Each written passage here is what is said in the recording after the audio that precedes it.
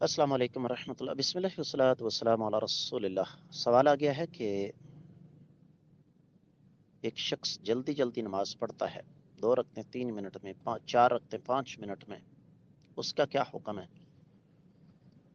उसका हुक्म यह है कि कायनात के इमाम सल्लल्लाहु अलैहि वसल्लम ने इरशाद फरमाया, लोग नमाज अदा करते हैं, किसी को मुकम्मल नमाज का अजर मिलता है, किसी को आधा, किसी को चौथा हिस्सा, किसी को 10वां हिस्सा। और फरमाया कुछ लोग ऐसे भी हैं जिनको ना सिर्फ ये कि नमाज का अजर नहीं मिलता बल्कि नमाज उनके मुंह पर मारी जाती है और वो कहती है कि जिस तरह तुमने मुझे ज़ाया किया, अल्लाह ताला तुम्हें ज़ाया करे।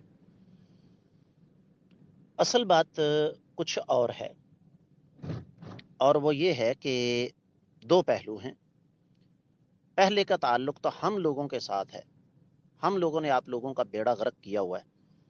जब हम कहें जी नमाज पढ़ो सही, जैसे मर्दी पढ़ो, और फिर अखलाकी जवाज ढूंढें कि जनाब ये जल्दी जल्दी नमाज पढ़ने वाला उस आदमी से तो कई गुना बेहतर है ना जो सिरे से पढ़ता ही नहीं।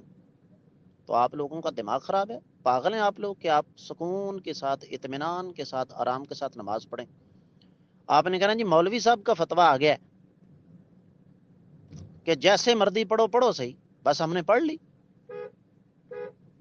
जबकि अल्लाह रब्बुल इज़्ज़त ने कुरान मजीद में मुतअद्दिद मकामात पर अपने बंदों की जो खूबियां बयान फरमाई, उनमें एक ये भी है कि हम फी सलातिहिम खाशिऊन, वो अपनी नमाजों में खुशू और खुदू का मुजाहरा करते हैं। वो अपनी नमाजों में अल्लाह ताला के हुजूर आजिज़ी और इनकिसारी का मुजाहरा करते हैं। और आजिज़ी और इनकिसारी तभी हासिल होती है जब नमाज सुकून के साथ अदा की जाए। एक बात हो गई। दूसरी बात जो समझने वाली है यहाँ पर वो ये कि कभी ना कभी, कहीं ना कहीं, मैंने और आपने कोई ना कोई नमाज तो जिंदगी की आखिरी अदा करनी है। मैं आज 8 जनवरी को आपसे मुखातिब हूँ। गुज़श्ता कल 7 जनवरी थी। हमारी मस्जिद के हमसाये थे मुश्ताक भट्ट साहब, अल्लाह उनके गुनाह माफ़ फरमाए। फजर और ज़ोहर की नमाज उन्होंने हमारे साथ अदा की। ज़ोहर की नमाज के बाद मस्जिद के बाहर खड़े थे, बाकायदा मैं उनसे मिला हूँ। और थोड़ी देर के बाद मुझे फ़ोन आ गया कि भट्ट साहब को दिल का दौरा पड़ा है और वो अल्लाह को प्यारे हो गए हैं।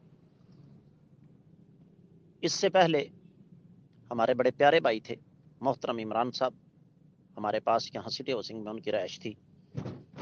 तो फजर की नमाज उन्होंने मेरे पीछे अदा फरमाई और फजर के बाद बाकायदा हमारी इशारों की ज़बान में गुफ्तगू भी हुई, क्योंकि आमतौर पर जब वो आते थे तो मेरे पास बैठा करते थे। तो मैंने इशारा किया कि बैठना है, तो मुझे उन्होंने इशारा किया कि कोई ऐसी बात नहीं है, आज कोई ख़ास मौजू नहीं है मेरे पास बातचीत करने के लिए। तो 11 बजे मुझे फ़ोन आ गया कि वो अल्लाह को प्यारे हो गए। ऐसी मिसालें आपकी ज़िंदगी में भी बहुत सारी होंगी। तो कोई ना कोई नमाज तो हमारी आखिरी होनी है ना, और कोई पता नहीं कि कौन सी नमाज आखिरी हो।